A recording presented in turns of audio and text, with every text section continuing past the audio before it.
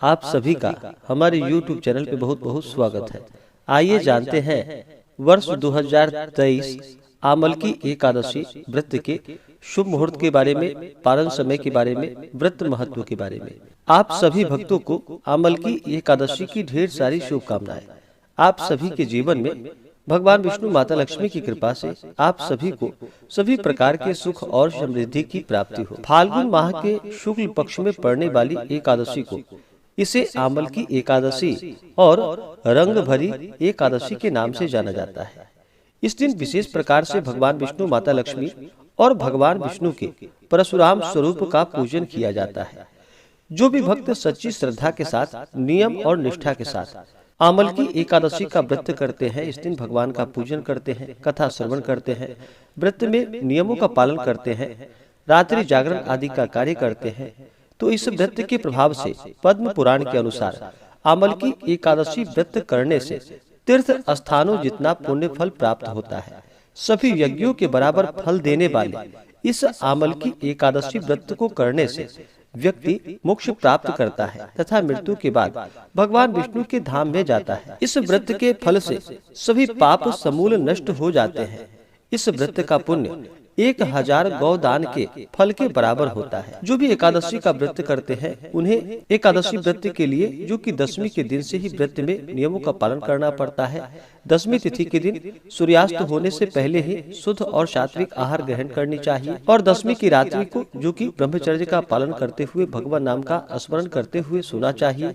एकादशी तिथि के दिन सुबह उठ करके नित्य क्रियाओं से निवृत्त होकर के गंगा नदी में स्नान करना चाहिए। वहां स्नान न कर पाए तो घर के नहाने के पानी में थोड़ा सा गंगा जल मिला करके स्नान करना चाहिए। शुद्ध वस्त्र धारण करना चाहिए और फिर व्रत का संकल्प लेना चाहिए। भगवान विष्णु, माता लक्ष्मी और भगवान परशुराम से प्रार्थना करनी चाहिए। एकादशी तिथि के दिन, जो कि दिन रात्रि उपवास रहते हुए व्रत को धारण करना चाहिए।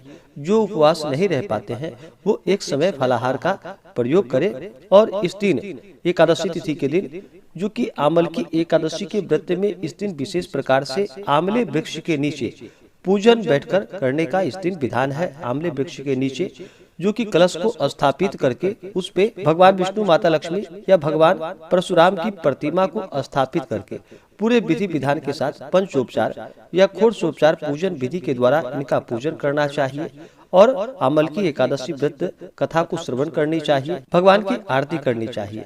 इसी प्रकार से सुबह और शाम के भक्त पूरे विधि विधान के साथ एकादशी के दिन पूजन करना चाहिए। उस दिन रात्रि जागरण करें। जहाँ तक अगर एकादशी व्रत में जागरण करते हैं तो इसका कई गुना पुण्य फल प्राप्त होता है। तो जहाँ तक हो सके जागरण आदि का कार्य करना चाहिए और अगले दिन यानी द्वादशी तिथि के दिन जाकर के सुबह उठकर स्नान करके शुद्ध वस्त्र धारण करके भगवान का पूजन और आरती कर ले। उसके बाद ब्राह्मणों को भोजन करवाए, ब्राह्मणों को दान और दक्षिणा दे और फिर समय के अनुसार व्रत का पारण करना चाहिए। इससे अनंत गुना पुण्य फलों की प्राप्ति होती है। तो आइए जानते हैं आमल की एकादशी रंग भरी एकादशी व्रत के शुभ मुहूर्त और पारण समय के बारे में। एकादशी तिथि प्रारंभ समय, जो कि 2 मार्च 2023 दिन गुरुवार सुबह 6:41 और एकादशी तिथि की जो समाप्ति होगी वह 3 मार्च 2023 दिन शुक्रवार सुबह 9:12 पे एकादशी तिथि की समाप्ति होगी। तो हमें शुद्ध रूप से जो सूर्योदय व्यापिनी द्वादशी युक्त एकादशी के लिए समय प्राप्त हो रहा है वह समय 3 मार्च 2023 दिन शुक्रवार को प्राप्त हो रहा है। तो इस दिन व्रत को रखा जाएगा और द्वादशी तिथि की जो समाप्ति है वह 4 मार्च 2023 दिन शनिवार सुबह 11:44 पे। एकादशी व्रत का जो पारण किया जाता है वह पारण हरिवासर समाप्त होने के बाद करना चाहिए और हरिवासर का जो समय होता है वह समय द्वादशी तिथि का पहला चौथाई का हिस्सा हरिवासर का होता है। तो इस दौरान व्रत का जो पारण है वह पारण 4 मार्च 2023 दिन शनिवार को व्रत का पारण किया जाएगा और पारण का जो समय होगा वह समय सुबह 6:48 से सुबह 9:09 तक व्रत का पारण किया जाएगा।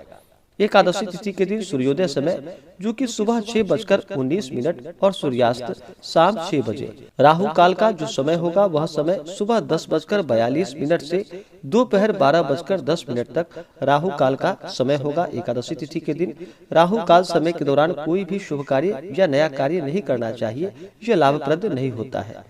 उस दिन सर्वार्थ सिद्धि योग भी होगा जो कि शाम 4:07 तक एकादशी तिथि के दिन सर्वार्थ सिद्धि योग होगा जो कि बड़ा ही पुण्य फलदायी है। तो इस दिन पूरे विधि विधान के साथ आंवले वृक्ष के नीचे बैठ करके भगवान विष्णु, माता लक्ष्मी और भगवान परशुराम का पूजन करना चाहिए, कथा श्रवण करनी चाहिए, भगवान की आरती करनी चाहिए।